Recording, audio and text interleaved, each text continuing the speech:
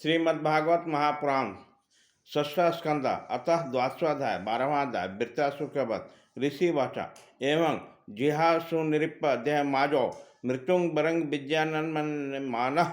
श्री सुखदेव जी कहते हैं, राजन वृत्रासुर रणभूमि में अपना शरीर छोड़ना चाहता था, क्योंकि उसके विचार से इंद्र पर विजय प्राप्त करने के स्वर्ग पाने की अपेक्षा मर कर भगवान को प्राप्त करना श्रेष्ठ था। इसलिए जैसे प्रलय काल जल में कैटाभुनुसुर भगवान विष्णु पर चोट करने के लिए दौड़ा था, वैसे वह भी त्रिशूल उठाकर इंद्र पर टूट पड़ा। वीर वित्रासुर ने प्रलयकालीन अग्नि के समान तीखी नोक वाले त्रिशूल को घुमाकर बड़े वेग से इंद्र पर चलाया और अत्यंत क्रोध से सिंहनाद करके बोला, पापी इंद्र, अब तू बच नहीं सकता। इंद्र ने यह देखकर कि भयंकर त्रिशूल और उल्का के समान चक्कर काटता हुआ आकाश से आ रहा, किसी प्रकार का धीरता नहीं प्रकट किए और उस त्रिलोकी के साथ ही वासुकी नाग के समान वृत्रासुर को विशाल भुजा अपने 100 गांठों वाले ब्रश से काट डाला। एक बार कट जाने पर वृत्रासुर को बहुत बड़ा क्रोध आया। उसने ब्रजधारी इंद्र के पास जाकर उसके ठोड़ी में और गजराज रावत की परिधि से ऐसा प्रहार किया कि उसके हाथ से वह ब्रज गिर पड़ा। वृत्रासुर को इस अत्यंतिक अलौकिक कार्य को देखकर देवता, असुर, चारण, सिद्धगण आदि सभी प्रशंसा करने लगे, परंतु इंद्र का संकट देखकर वही लोग बार बार हाय कहकर चिल्लाने लगे। परीक्षित वह ब्रज इंद्र के हाथ से छूटकर वृत्रासुर के पास ही जा पड़ा था, इसलिए लज्जित होकर इंद्र ने उसे फिर नहीं उठाया।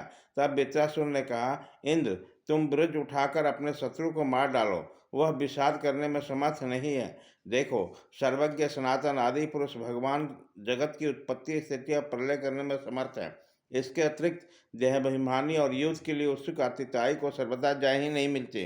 वह कभी जीतते हैं तो कभी हारते हैं। ये सब लोग और लोकपाल जाल में फंसे हुए पक्षियों के भांति जिनमें अधीनता में विवश होकर चेष्टा करते हैं, वह काल ही सबको जय पराजय का कारण है।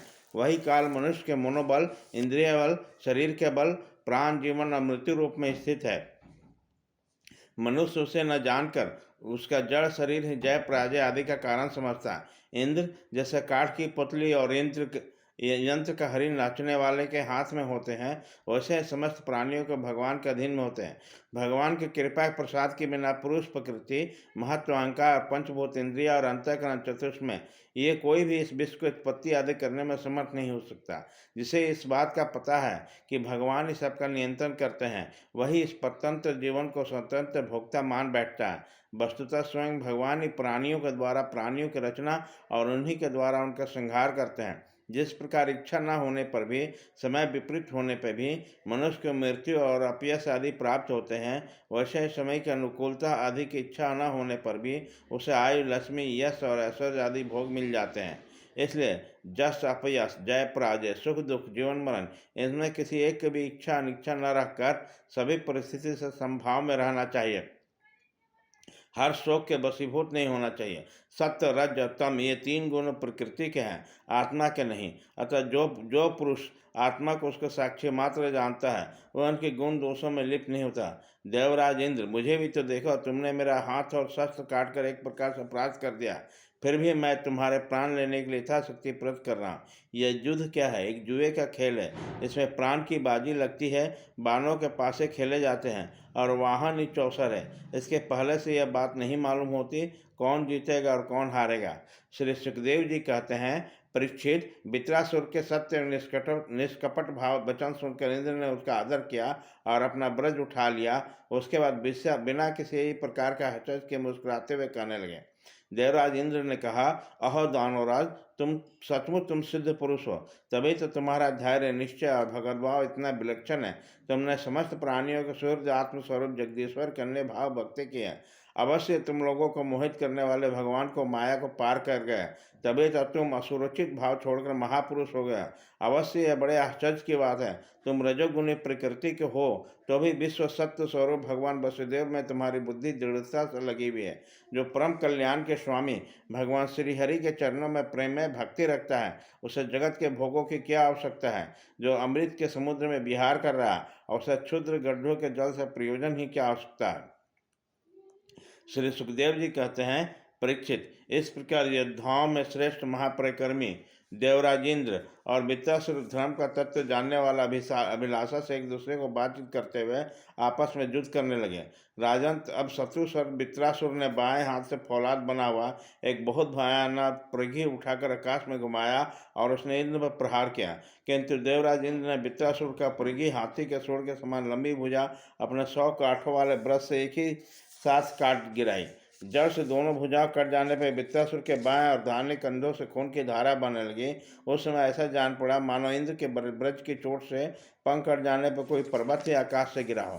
अब पैरों से चलने वाले पर्वतराज के समान अत्यंत दीर्घायु वृत्रासुर ने अपनी ठोड़ी को धरती से ऊपर और ऊपर की ओर को स्वर्ग लगाया तथा आकाश के समान गहरे मुंह, सांप के समान भयानक जीव एवं मृत्यु के समान कराल दाढ़ों से मानव त्रिलोकी को निगलता हुआ अपने पैरों को चोट से पृथ्वी को रोकता प्रबल वेग से पर्वतों को उलटता पलटता इंद्र के पास आया और उनके वहां ने रावत हाथी सहित इस प्रकार लील किया जैसे कोई परम पराक्रमी और अत्यंत बलवान अजगर हाथी को निगल जाता। प्रजापति और महर्षियों ने के साथ देवताओं ने जब देखा कि वृत्रासुर इंद्र को निकल गया तब अत्यंत दुखी हो गए और कहने लगे, हाय हाय, बड़ा अनर्थ हो गया। यो कहकर विलाप करने लगे। बल दैत्य का संहार करने वाला देवराज इंद्र ने महापुरुष विद्या नारायण कवच से अपने को सुरक्षित कर रखा था, इसलिए उसके पास जोग माया का बल था। इसलिए वृत्रासुर के निकल जाने पर, उसके पेट में पहुंच जाने पर भी मरे नहीं। उन्होंने अपने ब्रश से उसके कोंख फाड़ डाली और पेट से निकलकर बड़े वेग से उनका पर्वत शिखर के समान ऊंचा सिर काट डाला। सूर्य आदि ग्रहों के उत्तरायण दक्षिणायन रूप गति में जितना समय लेता है, उतने दिन में अर्थात 1 वर्ष में वृत्राधन का जोग उपस्थित होने पर घूमते हुए उस तीव्र वेगशाली ब्रज ने उनका गर्दन को 100 वर्ष से काटकर भूमि पर गिरा दिया।